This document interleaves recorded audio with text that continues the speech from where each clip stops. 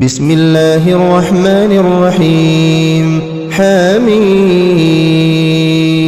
تنزيل الكتاب من الله العزيز الحكيم إن في السماوات والأرض لآيات للمؤمنين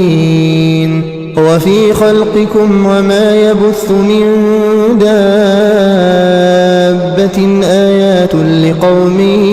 يوقنون واختلاف الليل والنهار وما أنزل الله من السماء من رزق فأحيا به الأرض بعد موتها وتصريف الرياح آيات لقوم يعقلون تلك آيات الله نتلوها عليك بالحق فبأي حديث بعد الله وآياته يؤمنون